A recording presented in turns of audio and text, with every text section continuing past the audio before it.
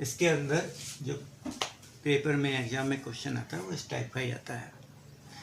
दो ही chapter important इसके अंदर, साझेदारी प्रवेश का और साझेदारी समापन का। प्रवेश में सवाल है जैसे आर और जी एक व्यापार में साझेदार थे और लाभ हानि को 2/5 और 3/5 के अनुपात में बांटते थे। 31 दिसंबर 2015 को उनका आर्थिक चिट्ठा इस प्रकार था। जब दोनों बिजनेस करते हैं तो उनको व्यापार में दिखाना पड़ता है कि हमारी कितनी संपत्ति और कितना दायित्व। तो 31 दिसंबर 2015 को उनका दायित्व था, लेनदार 2487 के थे, जो आर है उसकी कैपिटल 6810 थी, जी उसकी कैपिटल 6810 थी। ये इनकी दायित्व है। संपत्तियों में रोकड़ 142 रुपये, बैंक में जमा था 2385 रुपये, देनदार 1100, रहतिया 3600 रुपये, फर्नीचर के 880 रुपये, भवन के 8000 रुपये थे। 1 जनवरी 2016 को उन्होंने डी को निम्न शर्तों पर शामिल किया। डी पूंजी के रूप में 6000 रुपये लेके आता है, जिसके आधार पर भविष्य में वो 1/3 भाग के लिए साझेदार रहेगा, तथा ख्याति के लिए वो 4000 रुपये नकद लेकर आता है, जो बिजनेस में ही रहेगा। रहतिया फर्नीचर का मूल्य 12.5% कम कर दिया जाएगा। देनदारों पर या संदिग्ध ऋणों के लिए 5% संचित किया जाएगा। इन सब चीज़ों को देखते हुए आपको आवश्यक खाते तैयार करने और नई फर्म का चिट्ठा बनाना। सवाल हमारा यहाँ स्टार्ट है इतना। तो सॉल्यूशन में सबसे पहले अभी जो बताया था उस पर है रीवैल्यूएशन अकाउंट बनाएंगे। रीवैल्यूएशन अकाउंट, इस खाते का दूसरा नाम होता है P&L एडजस्टमेंट अकाउंट, या आप इसको दूसरा नाम दे सकते हैं P&L एडजस्टमेंट अकाउंट।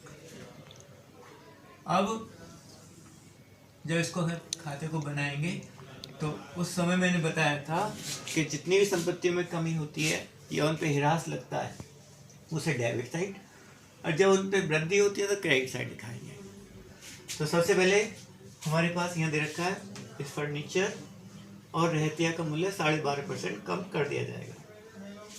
तो स्टॉक का यहाँ लिखेंगे टू स्टॉक, स्टॉक का 12.5% निकालेंगे 3600 का, 3600 का 10% 360 हो गया, और 2.5% निकालेंगे 10 का तो यह जाएगा 90 रुपये।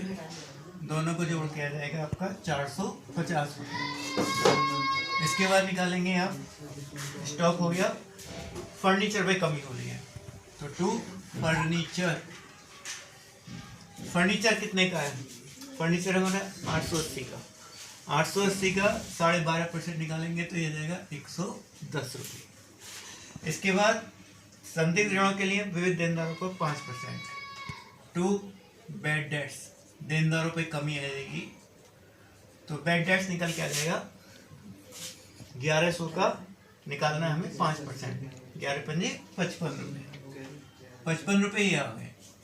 इसके बाद सवाल के अंदर आगे कह रहा है, इसमें एक लाइन बरो, अब इसके अंदर भवन की रकम बढ़कर 9500 रुपये की जाए। भवन हमारा 8000 का है तो भवन की रकम बढ़ के कितनी हो गई, 1500 रुपये का भवन बढ़ गया। जब संपत्तियों में वृद्धि होती है तो ये बाई साइड आती है, बाई बिल्डिंग 1500। इनका टोटल कर लीजिए, ये हो जाएगा 1500, 1500, 5 और 5 10 की जीरो यहाँ से लगा 1, 5 और 1 6 और 1 7 और 5 12, 12 8 20 की जीरो यहाँ से लेके 2, 4 और 1 5 और 1 6, 6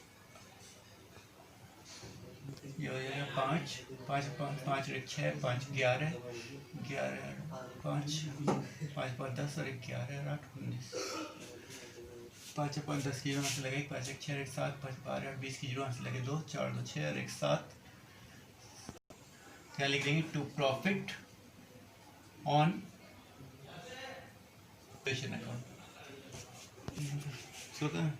और इसके अंदर यहाँ पे आर और जी में इस प्रॉफिट को बांट देंगे। अब 885 है, 885 में इनका रेशियो 2:3, तो 3 और 2 कितने हो गए 5, 5 से डिवाइड करेंगे 885 को, तो 5 एकम 5, 8 में 5 के 3 उतार लिया 8 का, 5 सत्ते 35, 8 में 5 के 3 उतार लिया 5 का, 5 सत्ते 35। इसमें 2 की गुणा कर लेंगे तो हो जाएगा 2 सत्ते 14 का 4 का, 2 सत्ते 14 15 का 5 का, हाथ से लगा 1, 2 कम 2 354। और इसमें कर लेंगे 3 सत्ते 21 का 1, हाथ से लगे 2, 3 सत्ते 21 और 2, 23 का 3 का, हाथ से लगे 2, 3 कम 3 2 5। इनका ये प्रॉफिट बांट दिया हमने किसके का, आर और जी में। ये हमारा तैयार हो गया रिवैल्यूएशन अकाउंट। अब रिवैल्यूएशन अकाउंट बनाने के बाद दूसरा अकाउंट बनेगा पार्टनर्स कैपिटल अकाउंट।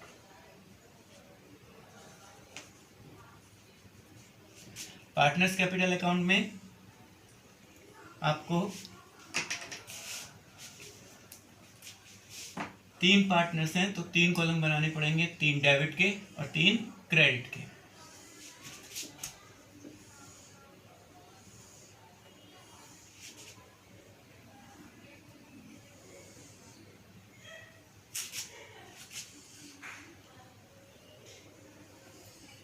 यहाँ पे लिखा जाएगा आर जी और आने वाला पार्टनर्स डी, आर जी और डी। इधर लिखा जाएगा by balance B D. Balance कितना है हमारे पास दोनों पार्टनर्स का, आर का 2015 का बैलेंस है 6810 और जी का 6810। इसको क्रेडिट साइड दिखा देंगे 6810 यहाँ पे, 6810 इस जगह पे। इसके बाद यहाँ लिखेंगे बाई कैश, या पहले लिख लो रिवैल्यूएशन का, by revaluation account. Revaluation account में इसका आर का है 354 और जी का आ गया 531। अब जो नया पार्टनर्स है डी, वो कितनी कैश लेके आ रहा है उसको हम डी के खाते में शो करेंगे या दिखाएंगे। यहाँ पे लिख देंगे बाई कैश। यहाँ से देखेंगे पहला पॉइंट, डी पूंजी के रूप में 6000 रुपये लेके आ रहा है, तो 6000 रुपये इसके खाते में यहाँ शो कर दिया जाएगा। इसके बाद बाई गुडविल या प्रीमियम गुडविल लिख सकते हैं हम। बाई गुडविल हमारे पास है, हमारे पास 4000 रुपये, 4000 को 3 और 2 के रूप में बांट देंगे। 5 आ गया, 5 से डिवाइड कर देंगे, 5 अट्ठे 40, 8 दूनी 1600 रुपये आर के खाते में क्रेडिट कर देंगे और 2400 रुपये जी के खाते पे क्रेडिट कर देंगे। ठीक है। अब इसके अंदर कह रहा है जो गुडविल लेके आएंगे वो व्यापार में रहेगी। जब गुडविल व्यापार में रहेगी तो इसको इधर ही दिखाएंगे, यदि ये निकालते तो इधर निकाल लेते। और गुडविल को जो डिवाइड किया जाता है, बांटा जाता है, हाँ, वो इनके त्याग अनुपात में बांटा जाता है। इस चीज़ को यहाँ लिख लेंगे। यदि कोई अनडिवाइडेड प्रॉफिट होता या जर्नल रिचर होता तो उसको भी हम क्रेडिट साइड में शो करते, लेकिन यहाँ पे है नहीं तो उसको हम नहीं लिखेंगे। अब इनका टोटल कर लेंगे। टोटल आ जाएगा 4, 5 और 1 6, 8 3 11, 6 17 का 7 कहाँ से लगा 1, 6 1 7 और 1 8, ये हो जाएगा 1 3 और 1 4, 8 5 13, 4 17 का 7 कहाँ से लगा 1, 6 1 7 और 2 9, 6000 रुपये ये आ गए। इसको यहीं लिखा देंगे टू बैलेंस सी डी। आगे ले जाएंगे 8774 64, 9741 और 6000। अब यहाँ पे टोटल लगा देंगे 8761, 9741 और 6000 रुपये। ये हमारे 2 अकाउंट क्लियर हो गए। इसके बाद तीसरा बनाना आपको कैश अकाउंट। ज़्यादातर कुछ लोग बनाते हैं, कुछ लोग इसको नहीं बनाते, डायरेक्ट ही जोड़ देते हैं। सबसे पहले लिखते हैं हम यहाँ पे to balance B D. Cash का बैलेंस चाहो तो इन दोनों को जोड़ के दिखा सकते हो। ये हो जाएगा हमारे पास 5 और 2 7, या ये 2385 दिखा देता हूँ, 2385। इसके बाद यहाँ लिख लेते हैं टू डीज कैपिटल। डी कितनी कैपिटल लेके आया उसको दिखाएंगे, 6000 रुपये लेके आया। इसके बाद क्योंकि प्रीमियम बिजनेस में ही रहेगी, कैश बिजनेस का ही है, तो यहाँ लिखाएंगे टू डीज प्रीमियम अकाउंट या गुडविल अकाउंट। गुडविल लिख रहे हैं तो गुडविल ही लिख देता हूँ जिससे कन्फ्यूजन ना हो। गुडविल अकाउंट, गुडविल दे रखी है हमारे पास 4000 रुपये की।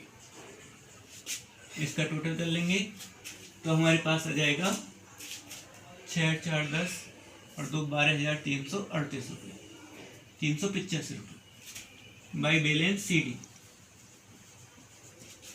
12,385 रुपये।